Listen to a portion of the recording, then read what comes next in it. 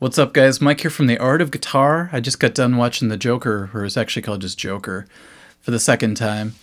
And a lot of the movie struck a nerve with me. You know, like when I was younger, I saw Taxi Driver, and I had the same sort of feeling after I got done watching it. And I realized it's because when I was around 12 years old, I had just started realizing that I liked guitar. And before I picked up the guitar, I noticed I had a lot of the same characteristics, or at least the feelings inside, that I saw a lot in the movie. And I was kind of thinking about it, and I was like, wow, guitar is really the reason I was able to escape that sort of mentality back then. I really didn't know that's what was happening at the time, but now that I look back, it's really evident to me that that's what what happened. And so around age 12, I was kind of lost. You know, if you look back at my old, please don't, my old yearbook pictures, it's pretty embarrassing. I was just wearing like clothes that I thought would make me fit in, and I was afraid to really stand out. And so I didn't really have any hobbies anymore because I used to do martial arts, karate, and then I stopped and I used to do breakdancing and I quit doing it. It was kind of like my life was making room for something. The only thing I did was violin, which isn't very appealing to a lot of people. You know, if you tell someone you're in the orchestra at school, they don't really care, you know. And I played some video games, but that really wasn't a big thing back then because when I was younger, you know, I'm playing Super Mario Brothers and Duck Hunt and stuff, and it really wasn't what you have today where people are professional gamers, and it's actually pretty cool to be that. So I was kind of at a very lost, I was sort of lost back then. And when guitar came around, it was kind of cool because a lot of things conspired to make that happen. Like my best friend got into guitar, and then my cousin brought over Injustice for All on cassette. And things just spiraled from there, and I picked up the guitar from there. And I started to gain benefits from it without even realizing it was happening. And for some of these, I'll just go through a quick list, and I'll sort of tell you how guitar brought these things into my life. And then I have to imagine, though, what would happen if I didn't have guitar? You know, would I have ended up, I'm not saying I would have become Joker or something, but there's a lot of people these days, they call them incels. And I'm going to use that in the title, even though some people might not be familiar with that, involuntary celibates. It's kind of a sad thing to call somebody, but it's true. You know, it gets to the point where back when I was before a guitar, I really didn't have any way to express myself or, you know, to get good at something or to even socialize with people around. So that's all the things that guitar can seem to bring into my life, or what they brought into my life, are things that can pull anybody out of that situation. So it's another huge reason why I love this instrument, or any instrument for that matter, but here's my personal list of what it did for me. Okay, like I said, I was about 12 years old, and I have this theory that a lot of people who are really great at a certain thing in life started around that time, between 12 and 15. It seems like something really grabs people around that age, and it becomes an obsession, and a lifelong obsession sometimes. For me, it was age 12, and guitar actually gave me something to focus on. Back then, there was just school. Summer vacation, we didn't really know what to do. We would hang out and whatever, throw a tennis ball against the garage door. We were so bored at times, you know. And guitar actually gave me something to put all my energy towards. So time would fly by, like I said in previous lessons, where I would practice for 6 to 8 hours a day. And I would be practicing so intently that I would look up and it was dark out all of a sudden. I was like, oh man, I got to go to bed because I got to go to school the next day. So having something to focus on is very important, because otherwise your brain, it's almost like it's shooting off in all directions and it doesn't know what to grab onto. It's just like firing. And when you finally give it like a real focus, what happens is it's kind of like if you take a magnifying glass and you focus sunlight onto something, it gets so hot that it can burn things. So your focus becomes very sharp, and that starts to change you right away when finally all of this craziness all around you, your brain just going wild, gets focused into one area. Some really powerful things can happen. So that's the first thing guitar really did for me, was it gave me something to focus on. And because I was getting into pretty heavy bands at the time, I was really into Metallica, of course, Megadeth, Testament, Anthrax, Slayer, all those kind of bands. It was a way for me to let off steam, not just listening to the music, which is great too, that's a great outlet for people, but to be able to pick up this piece of wood with strings on it and actually play along eventually and play some riffs. It really felt like I was letting off some bad energy. And if you really watch the anger coming off of some people, you know, when they have nowhere to direct their energy, you can see that playing an instrument and being able to let off steam, it's kind of like buying a punching bag in a way, except you're doing it more in a creative way, I think. through the guitar, you just feel like you're letting go of a lot of bad feelings. A lot of people don't realize that when you're angry, you want to listen to angry music. They think, well, don't you want to listen to something really soft and nice so you feel better? No, you want something to connect to or to resonate with. It's really a strange thing. Like when you're sad, sometimes you want to listen to sad music and just kind of wallow in it. But doing that with really heavy music got that out of me. Okay, you might think the next one is the same as focusing on something, but it's not. It allowed me to get good at something. And so there's something that happens to a person when they're able to actually see improvement in something that they're doing. I see it all the time at jiu-jitsu and guitar lessons. I'll see somebody as a white belt come in and they're just getting defeated left and right. They're just tapping out all the time. And they get really frustrated. But after a few weeks, a few months, you start to see them turn the tables a little bit. Suddenly it takes the opponent longer to tap the person out. They get this new feeling like, hey, I'm actually getting better at something. And with guitar lessons, of course, I see my students getting better. And there's like a fire that goes off in their mind when they realize they can get good at something. And that's something I think a lot of people forget, is that it's possible to improve at things. A lot of people have that state of mind that people are born with it. I did that whole video on prodigies saying that it's not like that. So yeah, some people are born with certain advantages, but you can get good at something. Once you know that that's possible, it's almost like you've become an alchemist or something. You've turned something into something more valuable just by putting your energies towards it. And that's when you start building the blocks towards higher and higher things. And that's when you see the levels. That's why I always do levels videos, because there are deeper and deeper levels in everything. And as soon as you start to climb those levels, it's amazing. You go, gosh, where could this lead to? And it gives you hope. Okay, it gave me the ability to set goals. Now you're actually putting it into writing. You're actually making plans.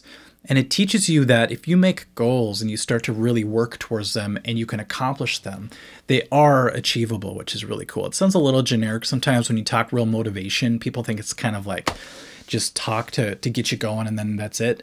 This is sustaining itself. For example, like I said, when I first bought the Joe Satriani book, I talked about this recently.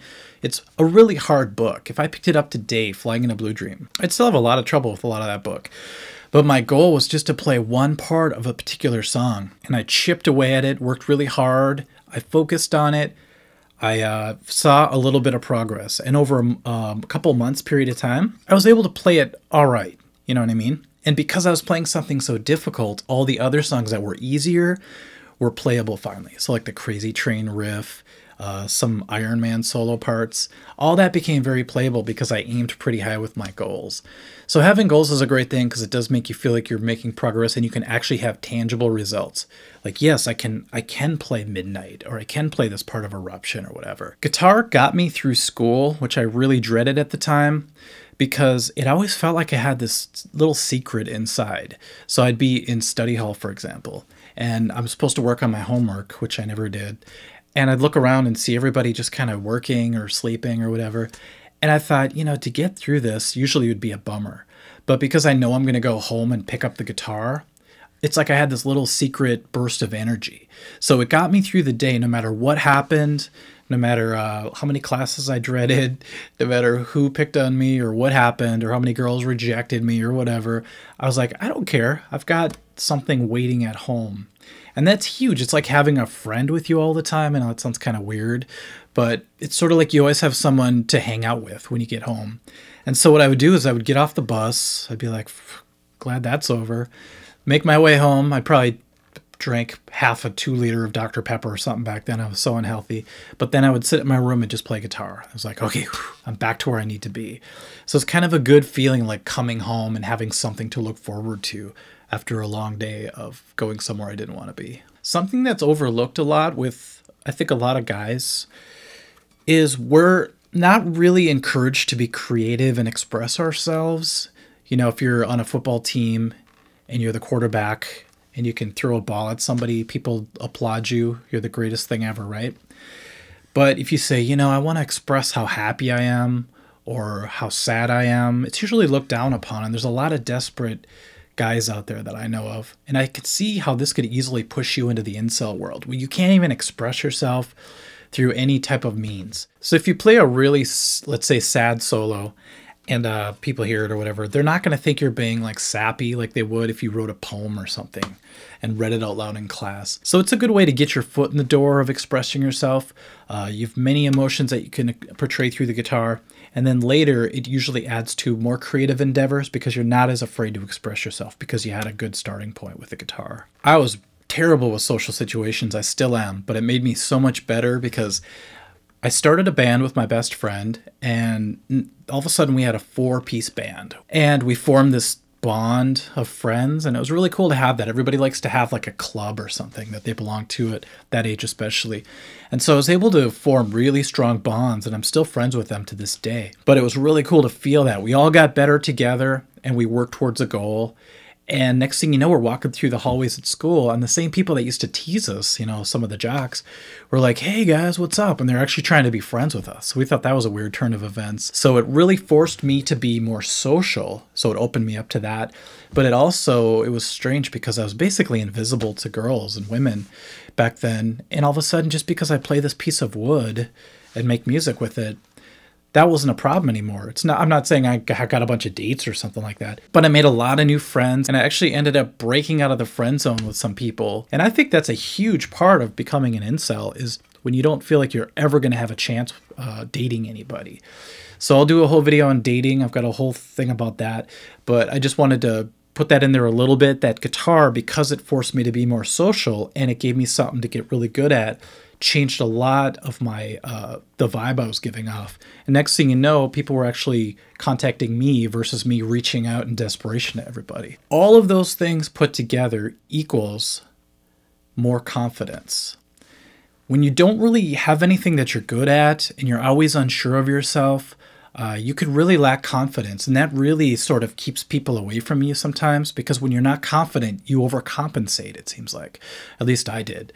And I tried to do things to impress people that were really stupid. You know, I was getting into some stupid things that I shouldn't have. Luckily, I didn't go too far down that road. And so because all this stuff was happening, I didn't realize it, but I was building this energy tank full of confidence, kind of like in video games where you see the energy tank expand or contract. Well, mine was finally expanding. I wasn't running on empty anymore. And when you actually have some confidence that's backed up by something tangible, it's unstoppable, because that's the reason why I believe our band got so far so fast, is because all of us suddenly had this new feeling of power inside. And it wasn't a negative power necessarily, like we're better than everybody, but it was, hey, we can actually do something. And the more shows we played and the more people that became our fans and cheered for us and everything like that, especially when we played the Junior High Talent Show in front of 600 people 3 times. So 1,800 people in one day. That's crazy to go from playing in front of nobody, basically just your parents and stuff, to playing in front of the whole school. It was kind of like, see, we could do something. So confidence is probably the biggest thing I was able to get from all this stuff, and it carries over to this day. One little side note, the only thing I would say it didn't provide me was a means of being healthy and in shape. So that's kind of why I started back up in martial arts, because I was getting in bad shape playing guitar, because I would just practice, like I said, hours a day. I'd get hungry, so I would just have like a Hostess pie. I just drink cans of Coke over, 12 packs a day, a 12 pack a day, not 12 packs. But I was really unhealthy. And luckily I was young enough to where my body was able to deal with it. But if I did that today, I'd probably just pass out dead. That's one thing you don't want to overlook, is your physical health. A lot of musicians I know don't seem to really pay attention to that. They're just like all about the music and being creative, but they're falling apart inside. So that's the one thing I would say the guitar didn't provide me with, so I had to supplement that a little bit. Okay, so it'd be really interesting to hear what guitar has done for you. If you put a lot of energy and time into learning the guitar, I'd love to hear what you feel like it's giving back to you. And if it's keeping you from going down some dark roads, I'd like to hear about that as well. And I guess we'll catch you at the next lesson, guys. Thanks for watching. Bye.